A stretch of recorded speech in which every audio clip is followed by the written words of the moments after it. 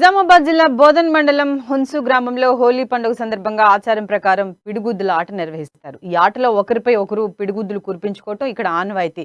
ఆ ఊరి ఆచారం ముందు చివరకు పోలీసులు కూడా ప్రేక్షక పాత్ర వహించాల్సిందే. అలా చేయకుంటే గ్రామానికి అరెస్టమని, అందుకే ఏదేమైనా ప్రతి హోలీకి ఈ ఆట నిర్వహించి తీరుతామని గ్రామస్తులు అంటున్నారు.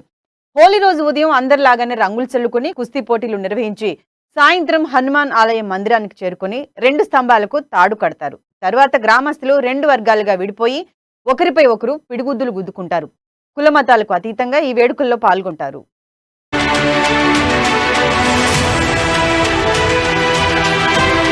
మరింత సమాచారాన్ని మా ప్రతినిధి శ్రీనివాస్ అడిగి తెలుసుకుందాం. శ్రీనివాస్, చెప్పండి. జనరల్ గా హోలీ అంటే రంగులు చల్లుకోవడమే అనుకుంటాం, కానీ ఇది ఒక వినూత్నమైన ఆచారం లాగా కనిపిస్తోంది. ఈ పిడిగుద్దుల ఆటకు సంబంధించి పూర్తి అప్డేట్స్ ఏంటి? అయితే శిరీష, నిజామాబాద్ జిల్లా ఏదైతే ఉందో, నిజామాబాద్ జిల్లా ఇక్కడ ఉమ్మడి నిజామాబాద్ జిల్లాలో అయితే హోలీ వేడుకలు అయితే ఘనంగా నిర్వహిస్తున్నారు. దీంతో పాటు ముఖ్యంగా మనం ఈ ఉమ్మడి నిజామాబాద్ లో చెప్పుకోవాల్సి వస్తే మాత్రం ఇక్కడ ఉన్నటువంటి నిజామాబాద్ జిల్లా సాలూరా గ్రామం అయితే ఏదైతే హుంసా ఉందో, హుంసా గ్రామంలో అయితే హోలీ వేడుకలు అయితే ఆచార వ్యవహారాల వల్ల వింతగా కనిపిస్తాయి. చాలా రోజుల నుంచి కూడా ఇది కొన్ని సంవత్సరాలుగా అయితే ఉంది. ఈ సంవత్సరాలుగా కూడా వీళ్ళు వేడుకలు అయితే అత్యంత వైభవంగా నిర్వహిస్తారు. దీంట్లో ముఖ్యంగా చెప్పుకోవాల్సి వస్తే పిడిగుద్దులాట అయితే హైలైట్ గా ఉంటుందని చెప్పొచ్చు. ఇది చూడడానికి ఇక్కడ మహారాష్ట్రతో పాటు కర్ణాటక చుట్టుపక్కల నిజామాబాద్ జిల్లా సంబంధించిన అందరూ కూడా పెద్ద మొత్తంలో వస్తుంటారు. అయితే ఇది దాదాపుగా అయితే వీళ్ళ ఆచార వ్యవహారాలు అయితే 30-40 సంవత్సరాలుగా కూడా ఇట్లాంటివి ఉన్నాయని చెప్తా ఉన్న పరిస్థితి కనిపిస్తా ఉంది. ఇక్కడికి చూడడానికి ఎంతో మంది కూడా వీళ్ళకు ఉన్న ఆచార వ్యవహారాలు అయితే ఎన్నో సంవత్సరాలుగా ఉంటాయని చెప్తున్న పరిస్థితి కనిపిస్తా ఉంది.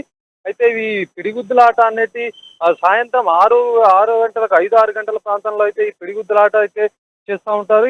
దీనికి చూడడానికి అయితే విపరీతంగా అయితే ఇక్కడ పోలీసులు వచ్చి చూసినా కూడా వాళ్ళు కూడా ఈ సంబరాల్లో అయితే మునిగి ఆశ్చర్యంగా చూస్తున్న పరిస్థితి కనిపిస్తా ఉంది. ఆచార సాంప్రదాయం ప్రకారం పెద్దలు అప్పట్లో గ్రామం అంతా కూడా బాగుండాలి అని చెప్పేసి వాళ్ళకి ఒక ఆచారం లాగా వచ్చింది. కాబట్టి ఇది ఒక ఆచారంగా అయితే చేసుకుంటామని చెప్తున్న పరిస్థితి కనిపిస్తా ఉంది.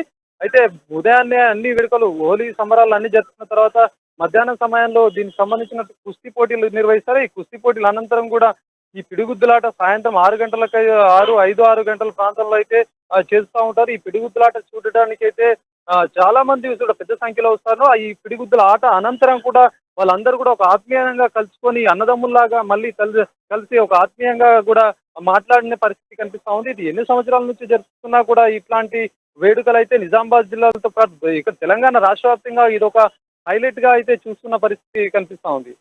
Right, thank you Srinivas.